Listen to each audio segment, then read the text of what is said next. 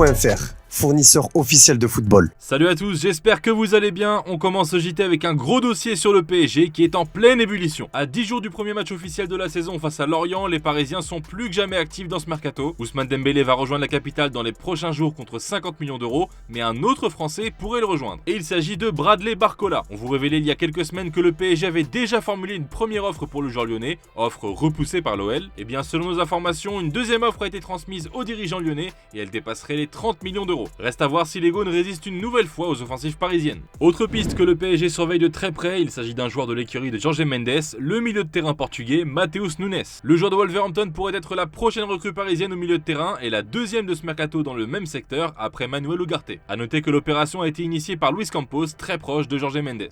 Nouveau rebondissement dans le dossier Marco Verratti, le PSG a décidé de fixer un prix moins important que prévu pour libérer le milieu italien. Si l'Atlético Madrid en faisait un objectif concret, c'est Al Hilal qui s'est montré le plus entreprenant en offrant au PSG 30 millions d'euros, offre que les Parisiens ont refusée. S'ils en attendaient au moins 80 millions, les dirigeants parisiens ont désormais l'ambition de laisser partir Verratti contre une offre de 50 à 60 millions d'euros. Reste à voir si le club saoudien reviendra à la charge d'ici la fin du mercato, en sachant que l'ancien joueur de Pescara avait accepté leur contrat de 3 ans, avec notamment un salaire de 52 millions d'euros par saison. Le Paris Saint-Germain va aussi s'activer dans les ventes puisque Keylor Navas a un nouveau prétendant. Prêté à Nottingham Forest la saison dernière, l'ancien gardien du Real aurait demandé au PSG d'être le gardien numéro 1 cette année d'après l'équipe, une demande que le club aurait refusée et hier c'est le média turc Fanatic qui indiquait que le gardien costaricain serait dans le viseur de Fenerbahçe. Paris espère toujours un départ pour le joueur de 36 ans dont le contrat se termine l'année prochaine. Abdou Diallo aurait lui aussi trouvé une porte de sortie, l'international sénégalais qui était prêté à Leipzig la saison dernière pourrait découvrir un tout nouveau championnat dans le club d'Al Arabi. Le PSG serait déjà en contact avec le club qatari, club où joue notamment l'ancien parisien Rafinha. Selon l'équipe, Abdou Diallo serait bien intéressé par la proposition d'Al Arabi et en rejoignant le Qatar, il pourrait également retrouver son petit frère Ibrahima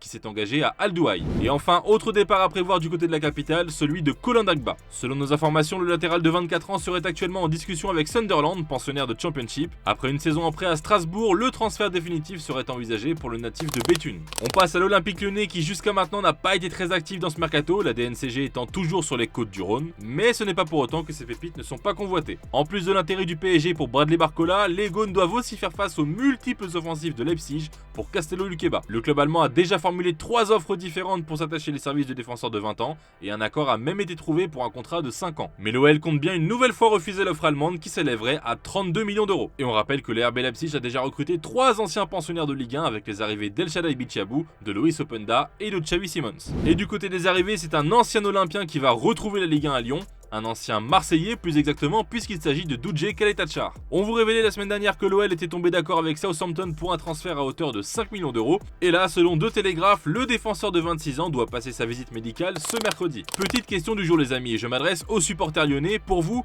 Kaletachar est-il une bonne recrue pour l'OL? Dites-moi tout en commentaire et on en reparle demain. Et hier Guillaume vous demandait si Charles De Ketelaere serait un bon coup pour l'OM et globalement vous êtes plutôt pour son arrivée à condition de lui laisser un peu de temps pour s'adapter et de prendre confiance. Les exclus du jour avec le gros coup que s'apprête à faire Al Ahly, le club saoudien est tout proche de boucler l'arrivée de Marcos Llorente. Après avoir accueilli Roberto Firmino, Edouard Mendy, Riyad Mahrez et dernièrement Alan Saint-Maximin, la formation d'Al Ahly, tout juste promue en Saudi Pro League après avoir été sacrée championne de 2ème division l'année dernière, continue son mercato de prestige. Le milieu de terrain espagnol devrait s'engager pour les 3 prochaines saisons et pour le libérer de ses 4 années de contrat restantes avec les Colchoneros, le club royal va débourser un chèque de 20 millions d'euros. Et en parlant de l'Arabie Saoudite, Jürgen Klopp s'est exprimé sur l'influence de la Saudi Pro League sur ce mercato estival et il a même demandé à l'UEFA et à la FIFA de trouver des solutions. And the influence of Saudi Arabia, we'll see. I don't know, but in the moment it looks as there's quite influence. It's massive in the moment. I think pretty much the worst thing is that the transfer window in Saudi Arabia is 3 weeks longer open. If I'm right, I heard something like that. Than at least in Europe.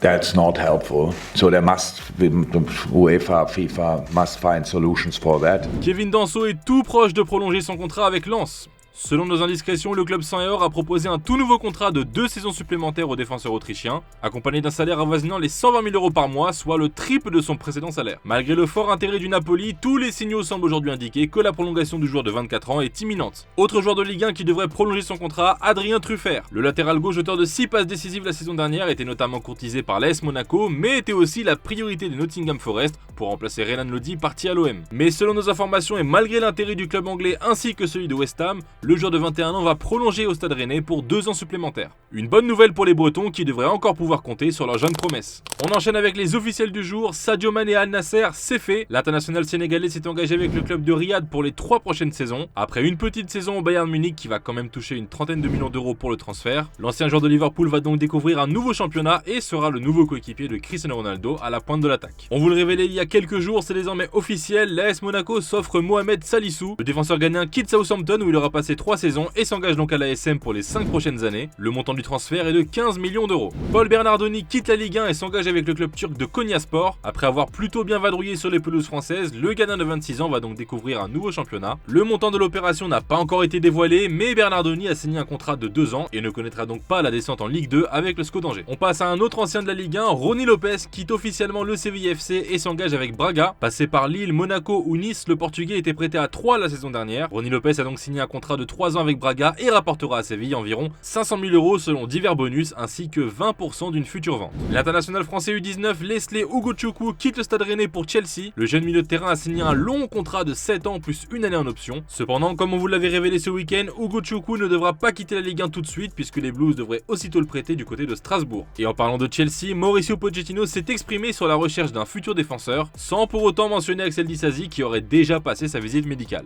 We suffer a big loss with Fofana. I think it's normal that the club is working hard to try, to earn or to try to find to reinforce that area.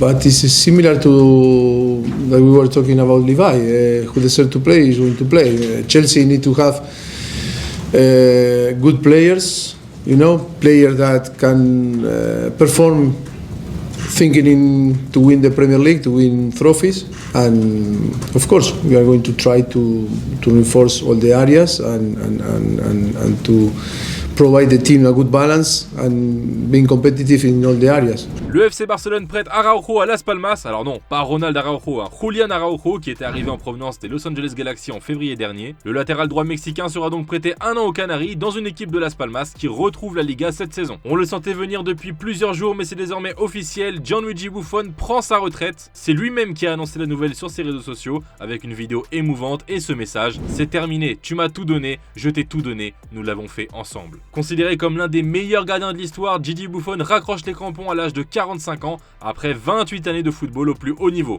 Merci Gigi. Allez, on se quitte avec l'image du jour, Aurélien Tchouaméni qui étonne tout le monde et pas que sur le terrain. Écoutez comment il se balade au piano, même Kamavinga est admiratif. Voilà, c'est tout pour aujourd'hui, enfin presque tout, puisqu'on se retrouve sur YouTube Live dès 18h pour les dernières infos mercato. En attendant, prenez soin de vous et à demain pour un nouveau JT sur Foot Mercato.